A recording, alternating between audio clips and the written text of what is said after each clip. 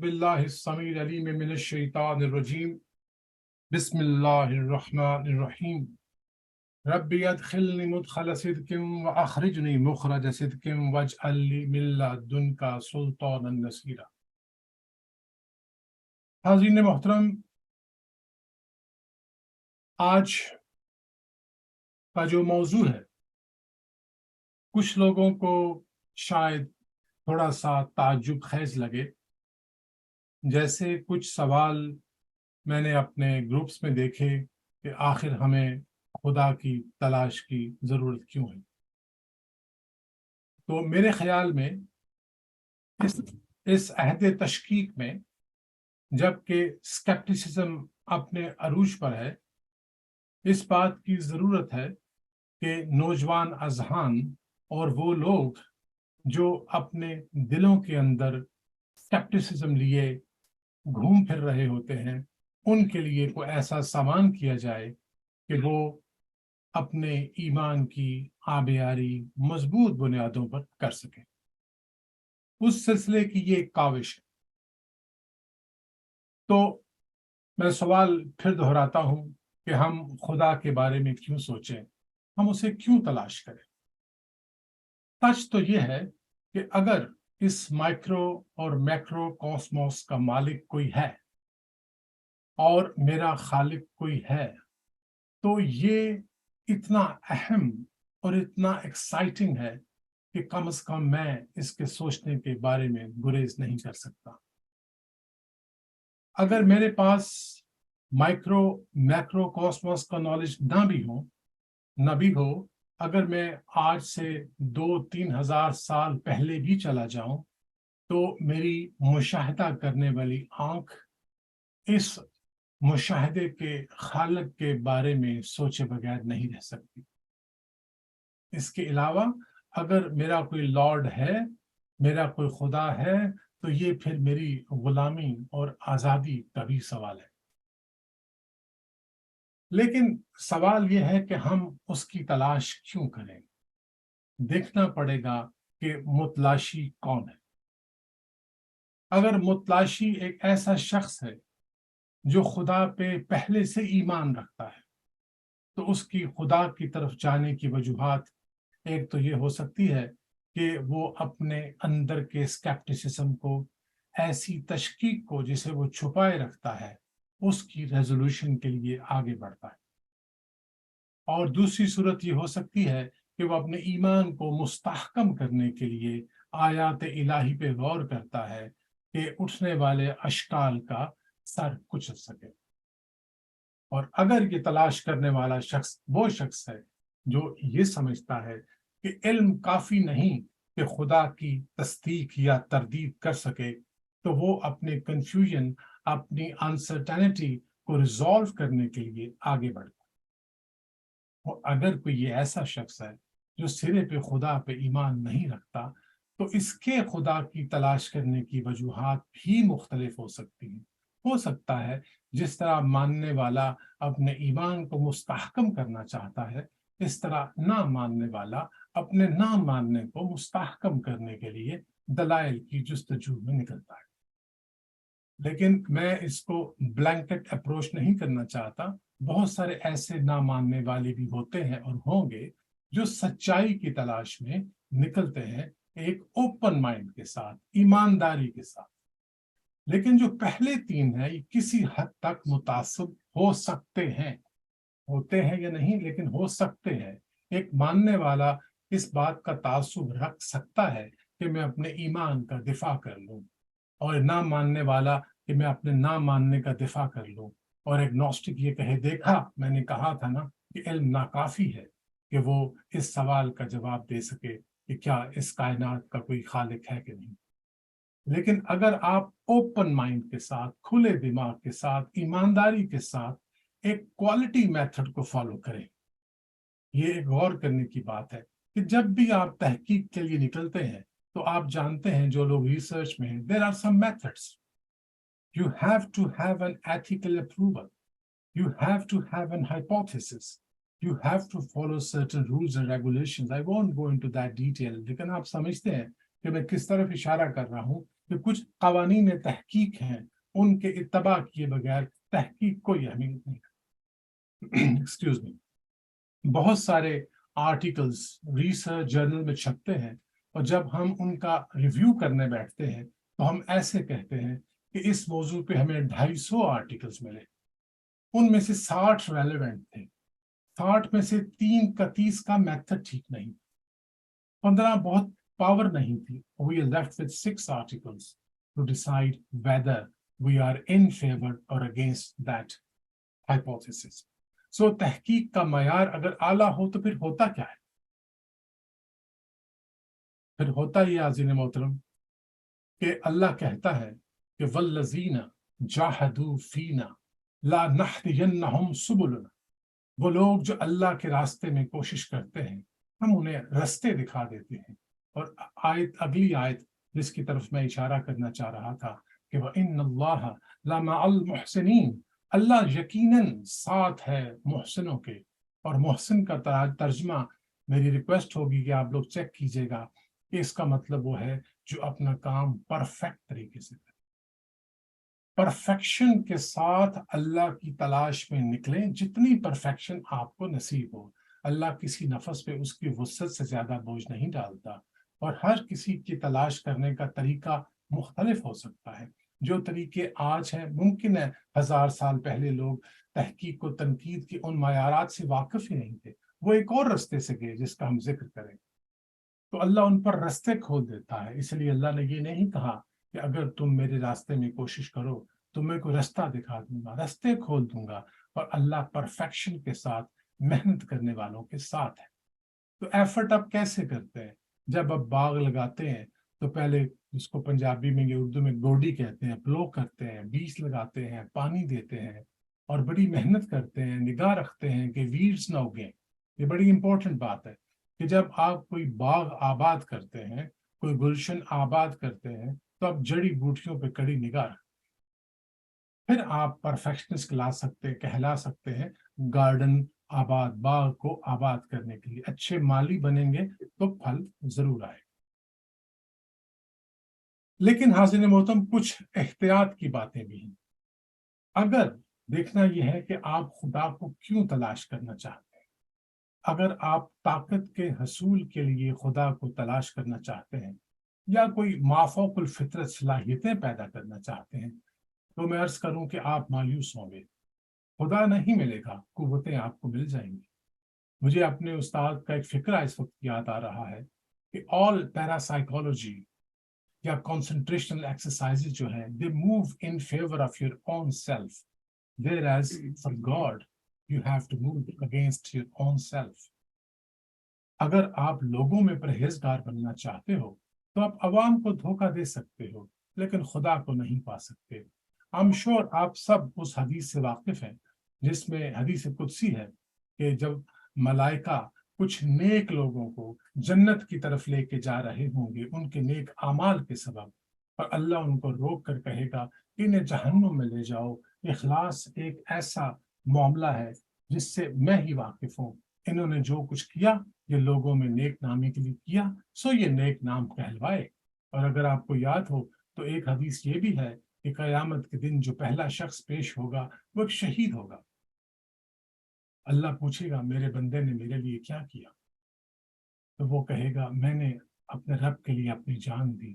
اللہ کہے گا نہیں, تم نے نشان حیدر کے لیے جان دی, وکٹوریا کراس کے لیے جان دی, وہ تمہیں مل گیا تھا. تو اخلاص کے ساتھ اگر آپ چلیں گے تو وہ ایک اور بات ہے.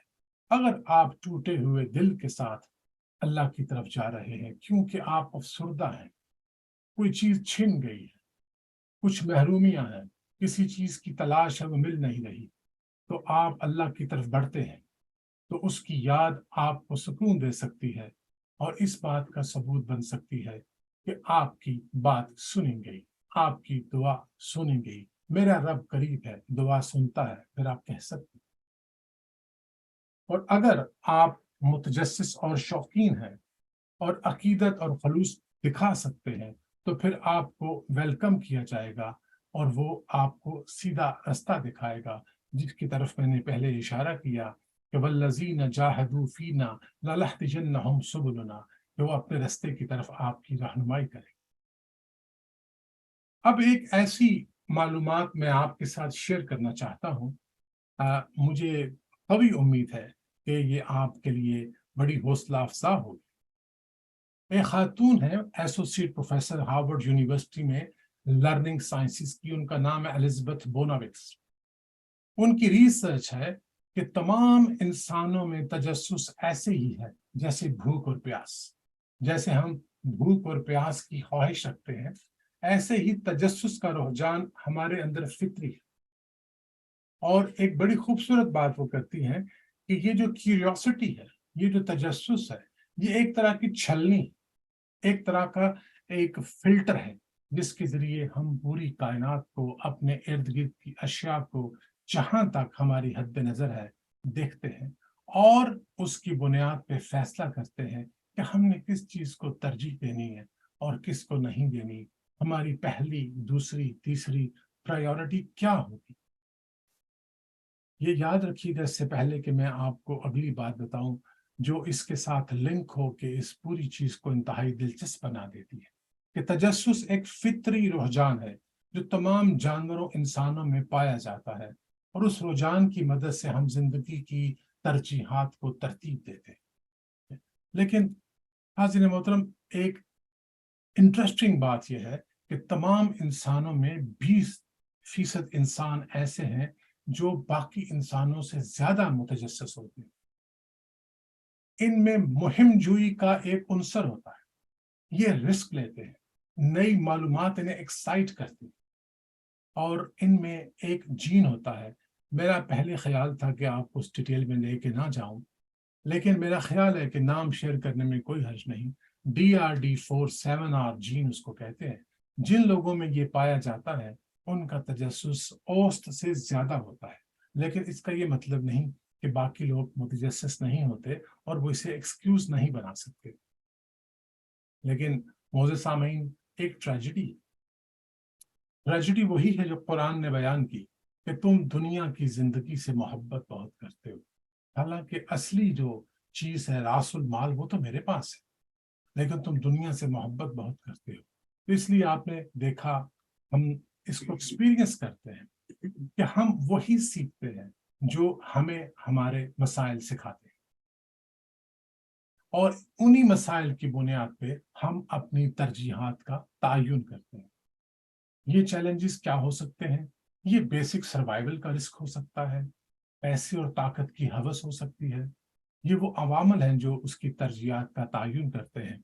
چند مصرے آپ کی سماعتوں کی نظر کہ پوچھا کسی نے یہ کسی کامل فقیر سے، پوچھا کسی نے یہ کسی کامل فقیر سے، یہ مہر و ماہ حق نے بنائے ہیں کاہے کے، وہ سن کے بولا بابا خدا تجھ کو خیر دے، ہم تو نہ چاند سمجھیں نہ سورج ہیں جانتے، بابا ہمیں تو یہ نظر آتی ہے روٹی۔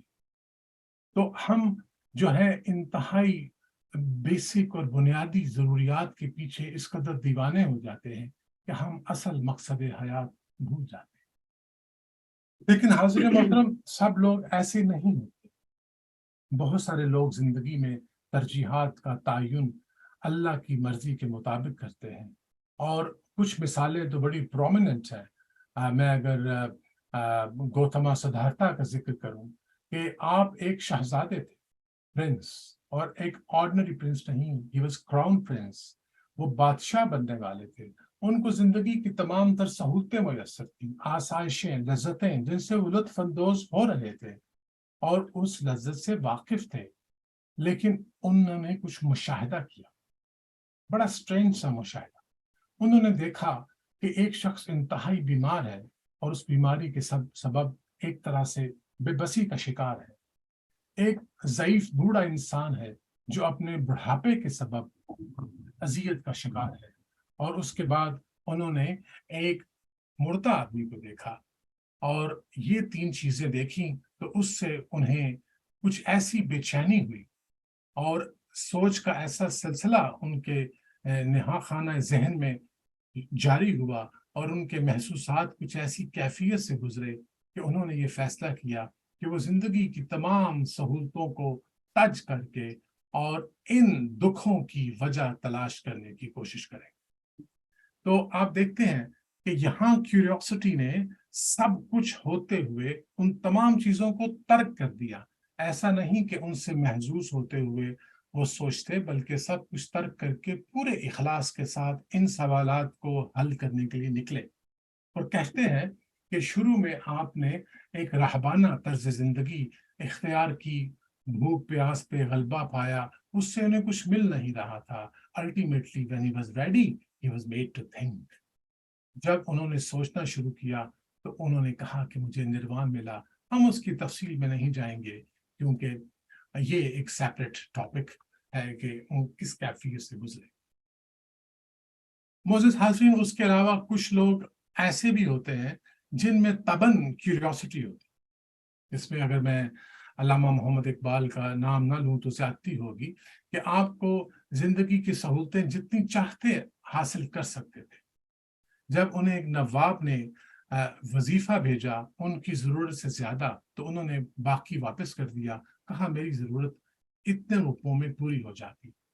تو ایک قناعت پسند اور فقیر انسان تھے، لیکن سہولتیں زندگی کی جو بنیادی تھیں انہیں میسر تھیں، لیکن وہ سوچ رہے تھے، ترجیحات کی ترتیب سے گزر رہے تھے، مشاہدات ان کے اندر کچھ سوالات کو جنم دے رہے تھے۔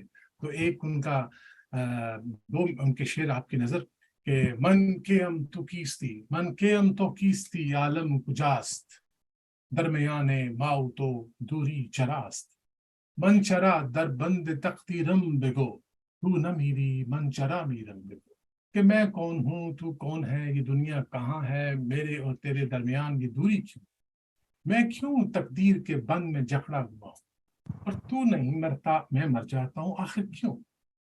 یہ بہت بڑے ایگزسٹینشل کوسچنز ہیں جو اقبال اپنی شاعری میں کرتے ہیں، اور انہی سوالوں کو حل کرتے کرتے وہ ایسے مقام پہ پہنچے جہاں انہیں ایک مفکر اور شاعر مشرق اور مذہب کی اس فہم کا مالک سمجھتے ہیں جو بہت کم سو کو نصیب ہوئی۔ اور معزز حاضرین، ہمارا جو فی الوقت ہم جس سوال سے ڈیل کر رہے ہیں کہ کوئی کیوں خدا کو دیکھے، اور کیوں خدا کو لوگ دیکھنے کی، پانے کی، حاصل کرنے کی کوشش کرتے ہیں۔ بعض اوقات ایسا بھی ہوتا ہے معزز سامعین کہ اللہ کسی میں کوئی ایسی صلاحیت پاتا ہے، اخلاص کی وہ کوالٹی پاتا ہے، اور تجسس کا وہ معیار دیکھتا ہے کہ وہ مناسب سمجھتا ہے کہ ان کی ہیلپ کی جائے، اور وہ انہیں اپنی طرف بلاتا ہے۔ مثال تو بہت بڑی ہے، لیکن رسول سمجھانے کے لیے کہ موسیٰ علیہ السلام کے بارے میں اللہ رب العزت نے فرمایا کہ جب وہ 40 برس کو ہوئے تو ہم نے اسے اپنے لیے منتخب کر لیا۔ تو میں جو مثال دینے لگا ہوں وہ ایک انگریز خاتون کی ہے، ایک اسکاٹش خاتون کی ہے، جو کہ مسلم کمیونٹی میں ایز اے سوشل ورکر کام کرتی تھی، اور پی ایچ ڈی ہیں سوشل ویلفیئر میں، ابھی بھی حیات ہیں۔ تو مسلم کمیونٹی میں کام کرتے کرتے انہیں جب مسلم سوشل سسٹم کا پتہ چلا کہ کس طرح سے یہاں اپنے بزرگوں کو ہم سینے سے لگا کے رکھتے ہیں، کس طرح ہم بچوں کو اور ان کے بچوں تک کی بھی تربیت اور ان پہ ان کی بہتری کے لیے کام کرتے ہیں، اور کس طرح ایک دوسرے کے لیے قربانی دی جاتی ہے، زکوٰۃ کا نظام کیا ہے، صدقات و خیرات کیا ہے، تو she was literally shocked and I knew her personally۔ جب مجھے پتا چلا کہ انہوں نے اسلام قبول کر لیا ہے تو میں نے سوال کیا کہ آخر کیا وجہ تھی۔ بیفور دیٹ وہ نان بلیور تھیں، وہ کسی مذہب پہ یقین نہیں رکھتی تھیں۔ تو جو بات انہوں نے مجھ سے کی وہ بڑی انٹرسٹنگ تھی۔ انہوں نے کہا کہ میں نے جب آپ کے سوشل سسٹم کا مطالعہ کیا تو مجھے یقین ہو گیا کہ کوئی انسان کبھی بھی 1400 سال پہلے کیا آج بھی ایسا سوشل سسٹم تشکیل نہیں کر سکتا جو اتنا ملٹی ڈائمینشنل ہے اور اتنا کچھ کور کرتا ہے انسانی سوسائٹی کا۔ لہٰذا آئی ہیڈ نو آپشن، تو میں پھر اسلام کو قبول کیا۔ اور آپ کو بڑی خوشگوار حیرت ہوگی یہ جان کے کہ وہ آج کل قرآن پڑھاتی ہیں۔ آپ سوچ رہے ہوتے ہیں، پڑھ رہے ہوتے ہیں، آپ کے مشاہدات اور تجربات کا اسپیکٹرم بڑھتا ہے، تو آپ کے قلب و نظر میں کچھ اشکال جنم دیتے ہیں۔ یہ اشکال ایک نقب زن ہوتے ہیں جو آپ کے دل اور ذہن کے نہا خانوں میں چھپے ہوتے ہیں کہ کس طرح سے آپ کے ایمان کو نقب لگائیں، کس طرح سے آپ کو کمزور کریں، آپ کے ایمان کی بنیادوں کو کھوکھلا کریں۔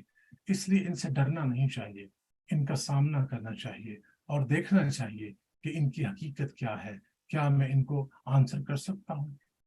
تو 90 کی دہائی کے اوائل میں بھی اپنے ایمان کے بارے میں کچھ ایسے ہی شکوک و شبہات میں مبتلا تھا اور اپنے عقیدے کا ایماندارانہ جائزہ لے رہا۔ تفصیل کی ضرورت نہیں، لیکن میرے ہاتھ کچھ ایسے ایویڈنس لگے کہ قرآن میں کچھ ایسی چیزوں کا ذکر ہے جو آج سے 1400 سال پہلے کیا اس کے کئی سو سال بعد تک بھی معلوم نہ تھیں، اور اٹ واز لٹل شاکنگ۔ تو مجھے کچھ ایسے لوگوں سے بات کرنی پڑی جو عربی جانتے تھے، کیونکہ میں عربی زبان گو کے اسکول ہمارے زمانے میں 3 سال پڑھاتے تھے، لیکن وہ اتنی کافی نہیں تھی کہ میں قرآن کی ان آیات کا بغور جائزہ لے سکتا۔ کچھ لوگوں کی مدد کے ساتھ تراجم کو دیکھنے کے بعد I was convinced کہ ایسا ممکن نہیں ہے کہ کوئی شخص یہ باتیں کر سکتا۔ وقت گزرنے کے ساتھ ساتھ یہ حقائق which are scattered like gems in Quran زیادہ سے زیادہ واضح ہوتے جا رہے ہیں اور ان کی تعداد میں بھی اضافہ ہوتا جا رہا ہے۔ حاضرین محترم، المختصر اگر ابھی تک کی گفتگو کو میں سمرائز کروں تو اس میں 2 باتیں اہم ہیں۔ ایک تو یہ کہ ذہن انسانی اس طرح سے ڈیزائن کیا گیا ہے کہ جب اب اس کو کسی ایک موضوع پہ نامکمل معلومات ملے تو وہ انہیں مکمل کرنے کی کوشش کرتا ہے۔ جیسے ایک تصویر آپ کو دکھائی جائے اور درمیان میں اس کے ایک چوڑی سی وائٹ لائن ڈال دی جائے تو ہمارا برین ڈیزائنڈ ہے کہ اس وقفے کو اپنے تصور سے بھرنے کی کوشش کرتا ہے کہ اس میں کیا ہوگا۔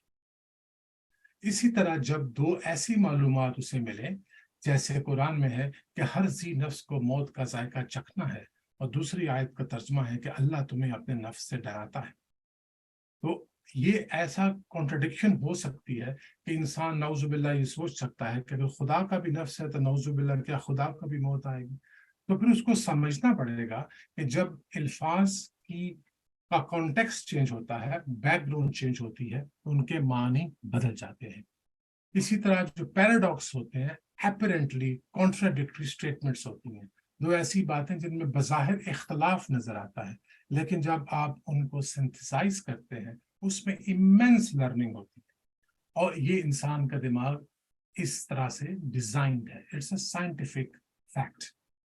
یہ جو ایبلٹی ہے یہ جب ملتی ہے اس تجسس سے جس کا میں نے پہلے ذکر کیا تو یہ شعلہ بھڑک اٹھتا ہے۔ تو تجسس جو ہے وہ ہارڈ وائرڈ ہے ہمارے دماغوں میں۔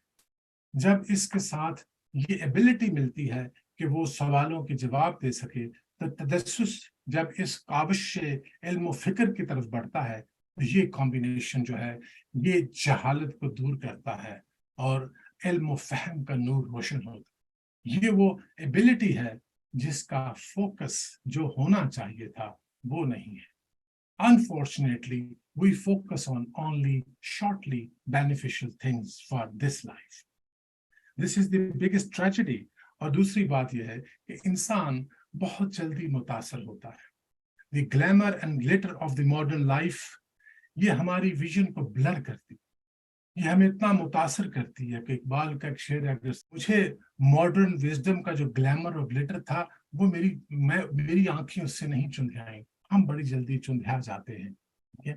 تو آپ مجھ سے پوچھتے ہوتے ہیں کہ یہ احباب کہ کاسمک لا آف ویسٹیج کیا ہے۔ میں نے یہ اصطلاح اپنے استاد محترم پروفیسر احمد رفیق اختر سے سنی تھی۔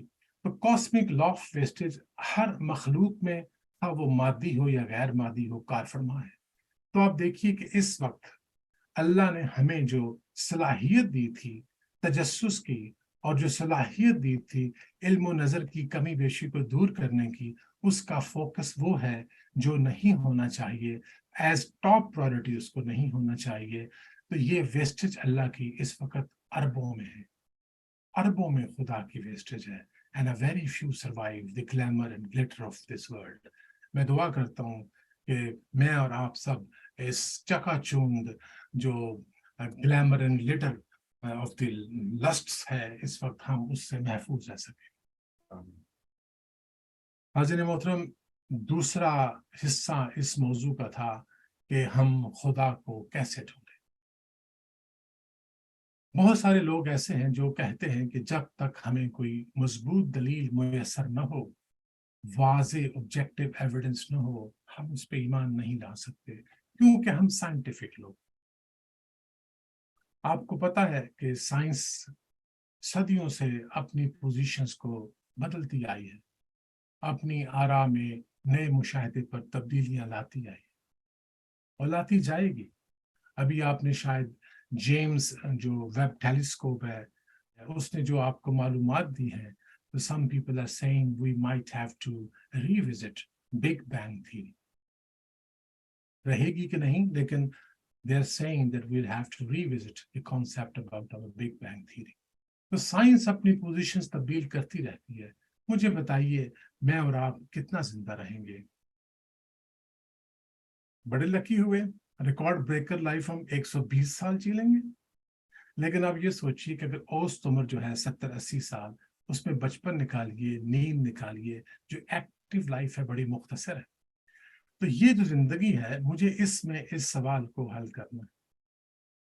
مجھے یہ جاننا ہے کہ کیا کوئی ایسی ذات ہے، کوئی ایسی ہستی ہے جس نے مجھے پیدا کیا، اور اگر پیدا کیا تو کیا وہ پیدا کر کے فارغ ہو گیا؟ کیا وہ خالق مجھ سے کوئی سوال کرے گا؟ کیا اس زندگی کے بعد کوئی زندگی ہے؟ کیا میں اکاؤنٹیبل ہوں؟ یہ وہ ایگزسٹینشیل سوال ہیں، کوشچنز ہیں جو ایک سوچنے والے، محسوس کرنے والے دماغ کے لیے بڑی اہمیت رکھتے ہیں، اور مرنے سے پہلے میں انہیں حل کرنا چاہتا ہوں. ہر کوئی حل کرنا چاہتا ہے، اس لیے میں سائنس کا انتظار نہیں کر سکتا. ہو سکتا ہے وہ میرے مرنے کے بعد ایک ایسی دلیل لائے کہ کوئی انکار نہ کر سکے.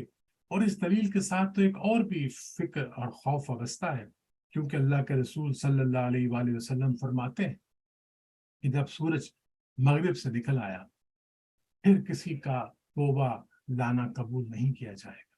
اسی طرح علی حجویر عثمانی سے جب کسی نے پوچھا کہ خدا ظاہر کیوں نہ ہو گیا، آپ نے کہا اگر خدا ظاہر ہو جاتا تو پھر ایمان جبر ہو جاتا. تو ایک تو یہ بات کہ مجھے کاوش کرنی ہے اپنے آخری سانس سے پہلے کہ میں کوئی ایسی دلیل، کوئی ایسا طریقہ ہو کہ مجھے یہ خبر مل جائے کہ وہ ہے. لیکن احتیاط بہت ضروری ہے. وہ یہ کہ we can only confirm his presence. وہ کہتا ہے کہ تمہاری عقلیں مجھے نہیں پا سکتی ادراک تک، اور تم مجھے نہیں دیکھ سکتے، لیکن وہ کہتا ہے میں سنتا ہوں. اور حدیث ہے کہ جب کوئی بندہ مکمل اطاعت میں چلا جائے تو وہ اس کا ہاتھ بن جاتا ہے، اس کی آنکھ بن جاتا ہے. اس کا مطلب یہ ہوا کہ we can confirm his presence. ہم اس کی موجودگی کا اثبات کر سکتے ہیں، لیکن یہ جو اثبات ہوگا، یہ جو تجربہ اور شہادت ہوگی، یہ ہماری حیثیت سمجھ کے ساتھ ہوگی. ایک ایسا تجربہ جس کو میں پا ہی نہ سکوں، سمجھ ہی نہ سکوں.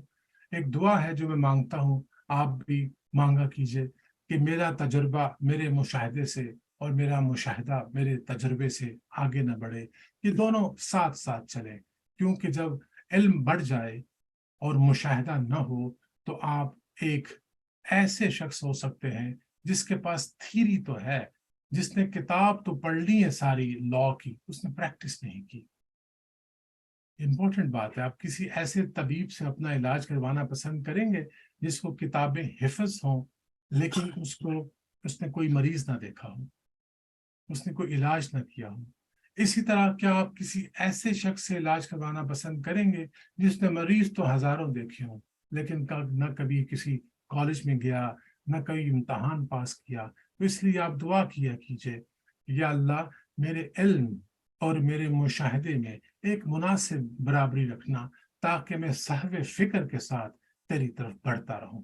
کیونکہ God is known by the function he keeps. He is not known by the person he keeps.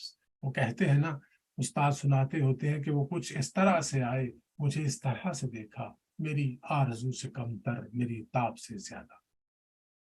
باقی ہمارے مشاہدے کی غربت مشاہدہ کا یہ عالم ہے کہ ہم انفرا ریڈ نہیں دیکھ سکتے، الٹرا وائلٹ نہیں دیکھ سکتے.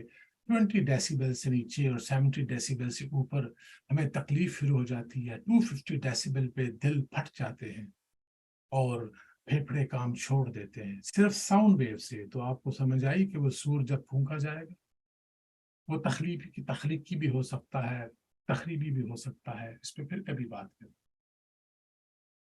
اب آپ نے فیصلہ کر لیا، کیونکہ آپ اور میں سائنس کا انتظار نہیں کر سکتے. ہم نے یہ بھی جان لیا کہ ہم خدا کو اس کی افعال سے، اس کی صفات سے پہچانیں گے. اب ہم نے اس کی طرف بڑھنا ہے تو سوال ہے کہ ہاؤ. تو چند احتیاطیں جب آپ سفر کا آغاز کریں، کچھ میں نے شروع میں مینشن کی کہ تجسس، اخلاص اور خدا ترجیح اول. اب کچھ ٹیکنیکل جو سوال ہیں، احتیاطیں ہیں جو آپ کو پیش نظر رکھنی ہے کہ don't get excited with the novelty of your question if it is not proportional to your knowledge. اگر اپنے خیال کی، سوال کی ندرت اور اس کے ناقابل جواب ہونے پہ آپ کو تفاخر محسوس ہوتا ہے تو یقین کیجئے آپ اپنا بھی وقت ضائع کر رہے ہیں اور اس کا بھی جس سے آپ سوال کر رہے ہیں. کیونکہ سوال ادب کے ساتھ ہے اور اس کا مقصد سیکھنا ہے. بعض سیکھنے والے ایسے سوال کرتے ہیں جیسے وہ سکھا رہے ہوں، اور اچھا تو وہ ہوتا ہے جو سکھانے والے ہیں ایسے سوال کریں جیسے سیکھ رہے ہوں. اب میں آپ کو ایک دلچسپ بات بتاؤں کہ قدیم ترین مذاہب میں سے ایک مذہب ہندوازم ہے. ایک ایسی کوٹ میری نظروں سے ریسنٹلی گزری، یہ بڑی ڈس آنیسٹی ہوگی اور تعصب ہوگا میرا اگر میں آپ سے شیئر نہ کروں. تو بھگوت گیتا میں لکھا ہے those who constantly serve me with love and devotion, I endow them with the intelligence that helps them come to me. تو بھگوت گیتا یہ کہتی ہے کہ وہ لوگ جو مجھ سے محبت اور عقیدت کے ساتھ مستقل مزاجی سے میری طرف بڑھتے ہیں، میں ان کو ایسی ذہانت دیتا ہوں کہ وہ مجھے پا لیتے ہیں. آپ دیکھتے ہیں آگے ہم اس کو تفصیل سے بیان کریں گے کہ اللہ جو ہے اگر آپ میں صلاحیت ہو تو آپ کو کیا کہتے ہیں کہ اپنی قناعت نہیں کرنی چاہیے تنگی داماں پہ، بلکہ خدا سے وسعت دامن کی دعا بھی کر سکتے. تو اب جو اس سلسلے میں ایک اہم بات ہے جو میں آپ چاہوں گا کہ یاد رکھیں، اس سے پہلے کہ ہم کچھ مثالیں دیں، آپ نے فیصلہ کر لیا آپ نے خدا کی طرف جانا ہے، کیونکہ you can't wait for the scientist to come up with an objective argument in favor of God. You need something before you leave this world. تاکہ آپ سے جب سوال ہو کہ تمہارا رب کون ہے تو آپ اس کا جواب دے سکیں.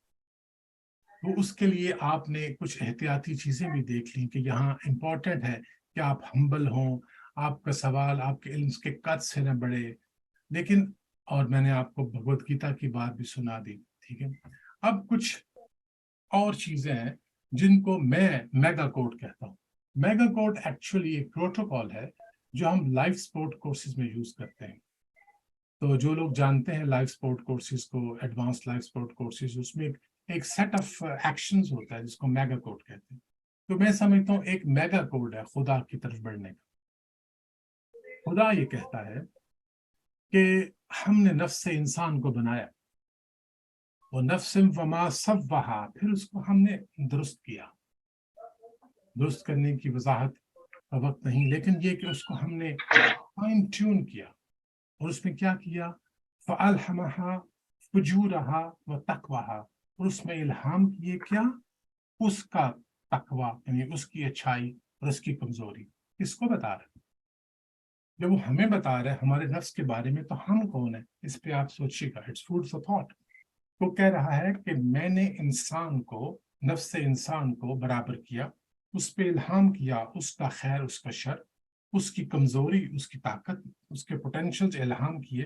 اس کے بعد کہتا ہے کہ قد افلح من زکاہا، اس نے فلاح پا لی، وہ کامیاب ہو گیا جس نے اس کو پاک کیا. اس نے انتخاب صحیح کیے، مومنٹس آف کرائسس میں اس نے صحیح ججمنٹ کی، امتحان کے وقت اس نے صحیح جواب دیا، اور اس کے بعد وہ کہتا ہے کہ وقد خواب، اور وہ نامراد ہوا، من دساہا، جس نے اسے خاک میں ملا دیا، جس نے اس میں ملاوٹ کر۔ جب آپ یہ جان لیں گے تو پھر آپ نے کرنا کیا ہے وہ بھی بتا دیتا ہے کہ وَأَمَّا مَنْ خَافَ مَقَامَ رَبِّهِ، جو اپنے رب کے سامنے کھڑا ہونے سے ڈرا، وَنَهَا النَّفْسَ عَنِ الْهَوَىٰ، اس نے اپنے نفس کو خواہش سے روکا۔ یا خواہش ہوا کا بعض لوگ یہ بھی کہتے ہیں کہ اشتہا والی خواہش، ایک انکنٹرولڈ خواہش جس کی کوئی ریسٹرکشن نہ ہو، تو اس نے اس کو روکا، اور کیا کہتا ہے فَإِنَّ الْجَنَّةَ هِيَ الْمَأْوَىٰ، اور ان کے لیے ہے جنت مأویٰ۔ یہ میگا کوڈ ہے کہ کور یہ ہے کہ آپ نے اپنے نفس کی حرکات کو دیکھنا، واچ کرنا اور ان کو مینج کرنا، تو پھر ہوگا کیا؟ اللہ آپ کو انعام دے گا، اور یہ انعام ایک شہادت ہے، لیکن اس کی کوئی انتہا نہیں ہے۔ لیکن جو مین انعام ہے وہ یہ ہے کہ الا ان اولیاء اللہ لا خوف علیہم ولا هم یحزنون، کہ فیئرز اور فرسٹریشنز اللہ ان سے اٹھا لیتا ہے۔ فیئر آنے والے غم کا ہے، افسوس چھن جانے والی شے کا ہے، تو اللہ آپ کو آزادی دیتا ہے، حریت آپ کو عطا کرتا ہے۔ وہ کسی صوفی نے کہا نا کہ تصوف حریت ہے، تو اللہ آپ کو رہائی دیتا ہے غم و حزن سے، ان کے ساتھ جو آپ کی آئیڈینٹیفیکیشن ہے، you are able to non identify, وہ شخصیت جس کی محبت میں آپ زندگی صرف کر دیتے ہیں، جس کو بنانے میں پتہ نہیں کتنے جتن کرتے ہیں آپ کہ میں کیسا لگ رہا ہوں، میری ٹائی کیسی ہے، لوگ میرے بارے میں کیا سوچتے ہیں، میں کتنا بڑا عالم ہوں، میرا کتنا مطالعہ ہے، لوگ میری کتنی عزت کرتے ہیں، میرا ماضی یہ ہے، خاندان یہ ہے۔ یہ تمام چیزیں جن سے ایک شخصیت مرتب ہوتی ہے، جس کی محبت میں ہم مبتلا ہوتے ہیں، اس پرسنالٹی کی گرفت سے بھی آپ کو رہائی دیتا ہے، کیونکہ اسی شخصیت میں خوف اور حزن ہوتا ہے، اسی شخصیت میں خوف کے علاوہ پرائڈ بھی ہوتا ہے۔ تو جتنی بھی آئیڈینٹیفیکیشنز ہیں ان سے اللہ آپ کو رہائی دیتا ہے، اور صرف ایک ہی آئیڈینٹیفیکیشن رہ جاتی ہے، سبقت اللہ، کہ اللہ کا رنگ جہاں پہ اترتا ہے تو باقی سارے رنگ ماند پڑ جاتے ہیں۔ یہ ایک ایسا انعام ہے جو آغاز ہے ایک خاص فہم و فراست کا، کہ جب آپ کی آنکھ آپ کے اوپر اور باہر کھل جاتی ہے، حجابات اٹھ جاتے ہیں، آپ کے مشاہدات قابل اعتبار ہوتے ہیں، آپ کی آراء معروضی ہوتی۔ تو حاضرین محترم، یہ تھا تو ایک سفر، اندر کا سفر، لیکن میں نے کہا نا کہ اللہ کہتا ہے کہ سبل، کہ ہم رستے کھول دیتے ہیں، تو اور بھی رستے ہیں جس میں آپ لاجک کے ذریعے جاتے ہیں، فلسفیوں نے بھی کوشش کی، لیکن کچھ ایسے مشاہدات ہیں جو کچھ ایسے لوگوں کے لیے ہیں، جیسے میں نے پہلے اشارہ کیا تھا، ایک خاتون جو کہ سوشل ورکر تھیں، لیکن جب اللہ کسی میں کوئی خیر پاتا ہے تو وہ اتنا خیر شناس ہے، وہ کسی کی خوبیوں کو جو کہ کہاں کہیں چھپی ہوں ڈھونڈ لیتا ہے اور انہیں ضائع نہیں جانے دیتا۔ تو دو چھوٹی سی مثالیں میں آگے بھی آپ کو سنا چکا ہوں متعدد بار، تو قند مقرر سمجھ کے سما خراشی نہ سمجھیے گا، کہ مورس بخائلی جو کہ ایک فرینچ فورینسک سرجن تھے، مختصراً کہ وہ ایک باڈی کی ڈائسیکشن کر رہے تھے، ایک ممی کی جو کہ ایجپٹ سے آئی تھی، اس میں انہوں نے سالٹ دیکھا جو ان کے ایکسپیریمنٹس نے بتایا کہ یہ سالٹ دراصل سی سالٹ ہے، اور انہوں نے سوچا کہ اٹس ورچولی امپاسبل اور ویری ویری ڈیفیکلٹ کہ وہ بندہ جو سمندر میں ڈوب جائے پہلے اس کو ریٹریو کرے اتنا تیزی سے کہ اس کی باڈی ڈیمیج نہ ہو، تاکہ ہم اسے ممیفیکیشن کر سکیں، اس کی ممیفیکیشن کر سکیں۔ تو ہی واز پزلڈ۔ تو اپنی لیب میں ایک دو بندوں نے اسے بتایا کہ دراصل مسلمانوں کے ہاں اس کی ایک ایکسپلینیشن ہے۔ تو المختصر اس کی تلاش میں ایجپٹ گئے، سعودیہ گئے، عربی سیکھی، اور جب دو اسکالرز نے یہ آیت کنفرم کی کہ فَالْيَوْمَ نُنَجِّيكَ بِبَدَنِكَ، آج ہم نجات دیں گے بدن تیرے کو، لِتَكُونَ لِمَنْ خَلْفَكَ آیَاتٌ، تاکہ تو بنے نشانی آنے والوں کے لیے، اور ساتھ کہا وَإِنَّ كَثِيرًا مِّنَ النَّاسِ عَنْ آيَاتِنَا لَغَافِلُونَ، اکثر لوگ جو ہیں وہ ان نشانیوں سے غافل ہیں۔ اور مورس مکالی واز لکی، وہ اس جو ہے اکثریت میں نہیں تھا، بلکہ ان تھوڑے لوگوں میں تھا جن پہ اللہ نے کرم خاص فرمایا۔ اسی طرح کیتھ ایلمور، میں نے عرض کیا نا کہ اگر آپ آنےسٹ ہوں، اوپن مائنڈیڈ ہوں، سچائی کی تلاش میں ہوں، تو اللہ کہتا ہے کہ میں رستے دکھا دیتا ہوں۔ تو کیتھ ایلمور کو جب قرآن کی کچھ آیات سنائی گئیں تو انہوں نے ایک فقرہ بولا جو میں آپ کے لیے اس کا ترجمہ کر دیتا ہوں کہ میں حیران ہوں، انتہائی حیران ہوں اس حتمیت کے ساتھ جس کے ساتھ قرآن نے ایسی باتیں بیان کی 7ویں صدی عیسوی میں، جب کہ ایمبریولوجی کی سائنس اسٹیبلش ہی نہیں۔ اس نے میری کتاب لکھی the developing human with Quranic illustrations, مل سکتی ہیں اس کی کاپیاں انٹرنیٹ پہ PDF، اگر آپ شوق رکھتے ہوں تو ضرور اسے دیکھیے۔ تو جیسا کہ میں نے پہلے عرض کیا کہ 2 طریقے میجر ہو سکتے ہیں، ایک وہ طریقہ جو روز اول سے جس کے ذریعے لوگ اللہ تک پہنچے، اور دوسرا یہ کہ اللہ کسی کو منتخب کر لے، ٹھیک ہے، اور تیسرا یہ کہ کوئی ایسا اشارہ دے ایک صاحب ذوق اور ڈیزرونگ آدمی کو، اور پھر یہ کہ اگر آپ کوشش کریں کسی بھی طرح سے ان موجود معلومات کا مطالعہ کریں، تو اگر آپ کو شک بھی پڑ جائے تو میرے استاد کا فقرہ یاد رکھیے گا کہ اللہ محبت کرتا ہے اس انکار یا شک کی طرف جو کہ اقرار کی جانب حرکت کر رہا ہو۔ یہ بڑا ویلیوبل ایمان ہوتا ہے۔ تو اگر میں اجازت دیں تو چھوٹی سی مثال دوں، اگر ایک بہت اچھا شاعر اپنی غزل سنا رہا ہو اور سامعین میں وہ لوگ بیٹھے ہوں جو شاعری کے ذوق سے بے بہرا ہوں اور شاعری کے بارے میں نہ جانتے ہوں، اور وہ واہ واہ کر رہے ہوں، تو کتنا خوش ہو جائے گا۔ اچانک وہ دیکھے کہ عقبی دروازے سے فیض احمد فیض، احمد ندیم قاسمی، امجد اسلام امجد، پروین شاکر، ان کا پورا ہال پچھلی سیٹوں پہ آ کے بیٹھ گیا ہے۔ اس کے بعد جب وہ اگلا شعر پڑھے تو ان میں سے کوئی شخص تعریف کر دے تو وہ کتنا خوش ہو۔ اس لیے جب صاحبان ذوق خدا کی طرف بڑھتے ہیں تو انہیں وہ نشانیاں بھی نظر آتی ہیں، وہ بہتر طریقے سے تعریف بھی کر سکتے ہیں۔ تو میں یہ نہیں کہتا کہ آپ صاحبان ذوق نہیں بن سکتے، کوئی بھی شخص کوشش کرے تو اپنے اندر وہ صلاحیت پیدا کر سکتا ہے جس کی مدد سے وہ اللہ کی نشانیوں کو پہچان سکے۔ اس کے لیے لازمی نہیں کہ آپ نے PhD کی ہو، اس کی لازمی نہیں کہ آپ 20ویں صدی میں ہوں۔ بہت ہزاروں سال پہلے بھی لوگ ایسے گزرے ہیں جن نے خدا کے بارے میں سوچا اور اس تک پہنچے۔ تو اگر میں سم اپ کروں وہ تمام پریکاشن جن کا میں نے ذکر کیا ہے، تو اپنے استاد ہی کے الفاظ میں کہ the way to God is deadly instrumental, یہ جو خدا کی طرف جانے کا رستہ ہے آپ اسے ڈریے گا نہیں۔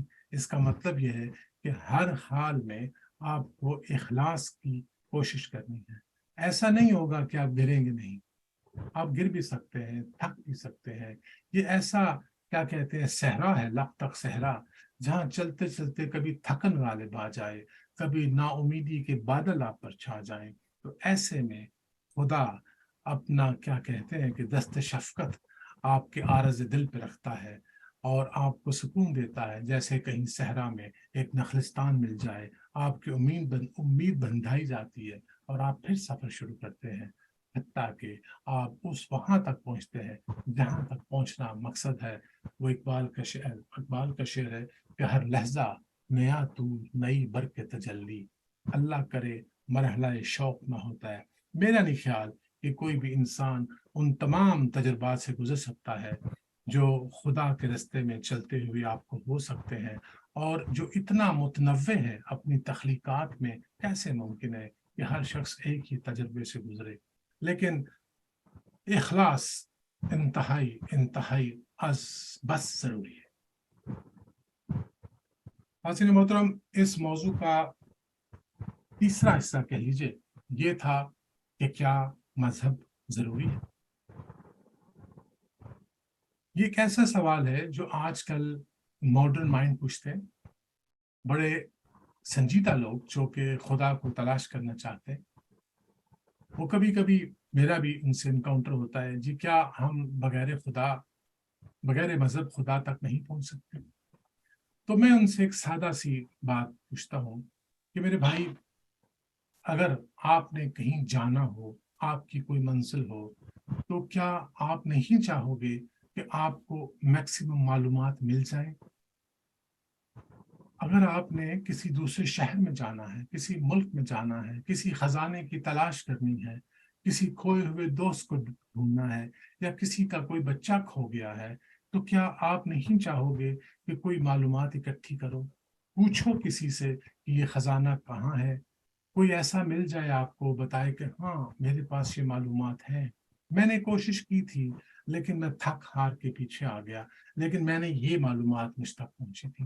کیا یہ ضروری نہیں ہے؟ کیا یہ فائدہ مند نہیں ہے؟ یقیناً ہے۔ فرض کیجئے کہ آج آپ کسی سبجیکٹ پہ کوئی ریسرچ لکھنا چاہتے ہیں، تو کیا واجب نہیں ہے کہ ماضی کی بلکہ فرض ہے کہ ماضی کی تمام تحقیقات پہ ایک نگاہ دوڑائی جائے، ان کی سمری تیار کی جائے، اس کو سمجھا جائے، اس میں کوالٹی انفارمیشن کو ان ریلائبل انفارمیشن سے علیحدہ کیا جائے، پھر اس کی بنیاد پہ ایک پلان بنایا جائے؟ کیا ایسا نہیں ہوتا؟ دس از نارمل پریکٹس کہ کوئی بھی تحقیق کرنی ہو، کسی بھی رستے پہ چلنا ہو، تو جو معلوم ہے، جو میسر ہے، اس کا مطالعہ ضروری ہے۔ تو آئیے دیکھتے ہیں کہ کیا سائنسدان ہماری مدد کر سکتا ہے۔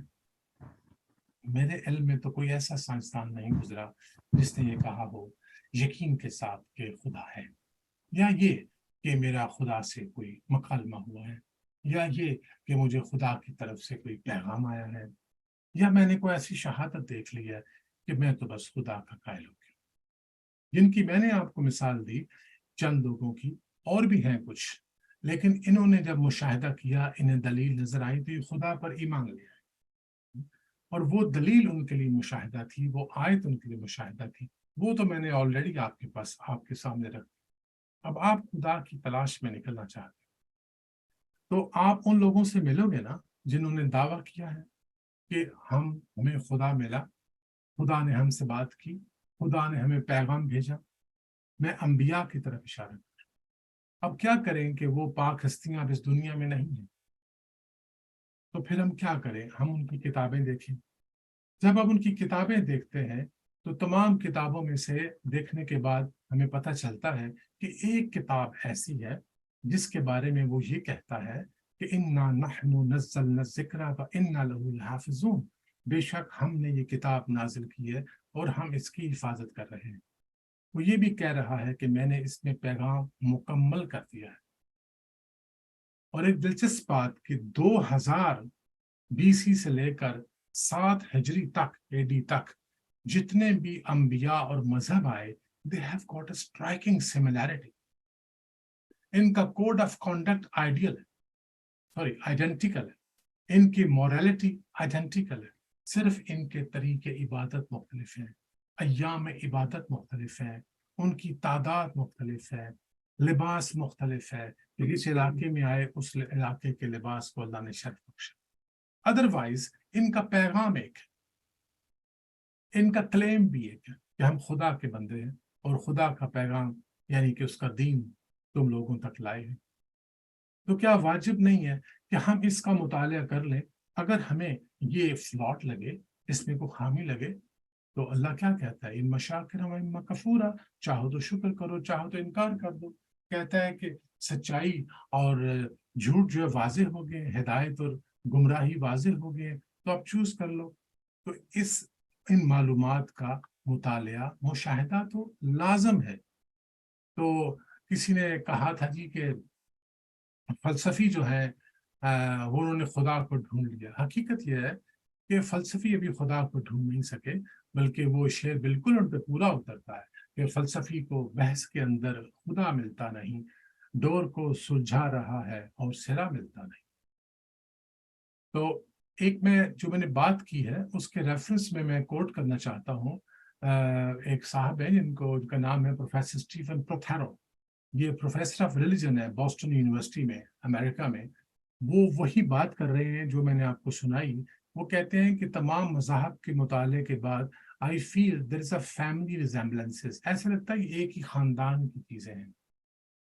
اور جب کیتھ ایلمور کو، جو کرسچن تھا، مجھے یاد آ گیا، جب اس کو یہ آیات بتائی گئی قرآن کی جس پر وہ مسلمان ہوا، اس نے ایک کامنٹ دیا جو کہ کتاب میں درج ہے. کہتا ہے مجھے ایسے لگتا ہے یہ سب ایک ہی اسکول کے پڑھے ہوئے. یہ کون سا اسکول تھا جہاں یہ سارے پڑھے تھے؟ تو اگر میں تیسرے حصے کو کنکلوڈ کرنا چاہوں کہ سائنسدان کوشش کر رہے ہیں، کاوش کر رہے ہیں، بہت ساری انہوں نے ہماری مدد کی سوچنے میں، انڈکٹیو ڈیڈکٹیو لاجک امپروو کی، گو کہ خود اس تک نہیں پہنچے. اگر وہ یہ مان جائیں بغیر اپنی ریسرچ کو کمپلیٹ کریں کیے تو وہ سائنٹسٹ نہیں رہتے. لیکن you will be may be little surprise اگر آپ کو نہیں پتا کہ گو کے خدا کو ماننے والے ٹاپ سائنٹسٹ کی تعداد کم ہو رہی ہے، لیکن ابھی بھی امریکہ میں 21% ایک پکے خدا پر یقین رکھتے ہیں. کچھ لوگ، اچھی تعداد ایسی ہے جو کسی ایسی پاور پہ یقین رکھتی. ٹھیک ہے، لیکن میں اپنے حد تک، اپنے مسئلے کے حل تک، میں ان لوگوں کے رستے پہ چلنے میں آسانی، راحت محسوس کی اور کرتا ہوں جن لوگوں نے کلیب کیا کہ they have found God. And I've seen striking similarity ان کی ٹیچنگ میں، اور I can't wait for scientific evidence. I need to agree before I meet my Lord.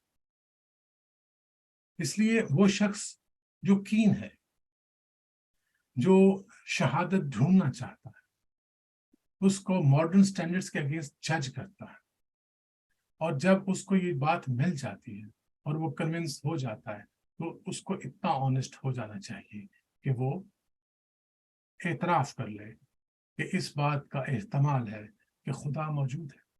اور میں آپ کو ایک ذاتی بات بتاؤں کہ میرے خیال میں میرے خدا کا مجھ پہ سب سے بڑا احسان یہ ہے کہ میں نہیں تھا اور میں ہوں. وہ مجھے نیست سے ہست میں لایا.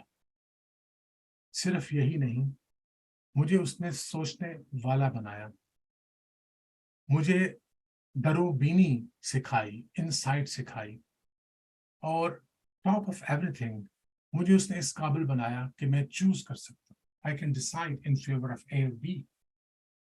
اور اس صلاحیت انتخاب نے پھر میرے تجسس میں، جس کا میں نے ذکر کیا، اور اگر آپ نے ہسٹری پڑھی ہو تو میرے اپ رائٹ پوسچر میں پھر جو مجھے اس نے زبان دی، مجھے پکانے کا سکھایا، اور ان سب چیزوں سے بڑھ کے مجھے اس نے ایک عجیب و غریب صلاحیت دی جو اس نے اپنی کسی مخلوق کو نہیں دی، کہ اگر میں چاہوں تو میں اپنی جبلت کے خلاف بھی قدم اٹھا سکتا.